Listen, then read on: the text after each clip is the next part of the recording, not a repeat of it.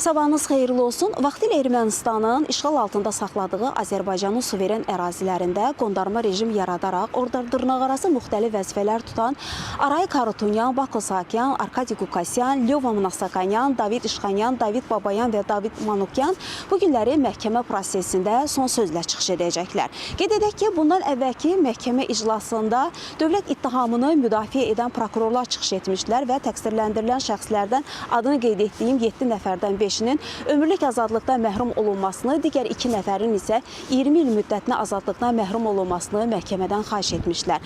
Növbəti mərhələdə isə onların vəkilləri məhkəmədə çıxış etmişdi.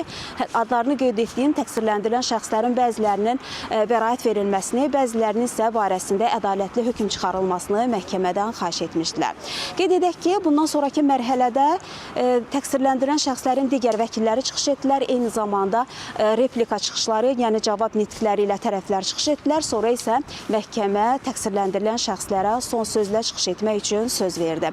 Ötən məhkəmə iclasında təqsirləndirilən 15 nəfərdən 8-i son sözlə çıxış etdi. Bugünkü məhkəmə iclasında isə digər 7 nəfərin son sözlə çıxış edəcəyi gözlənilir.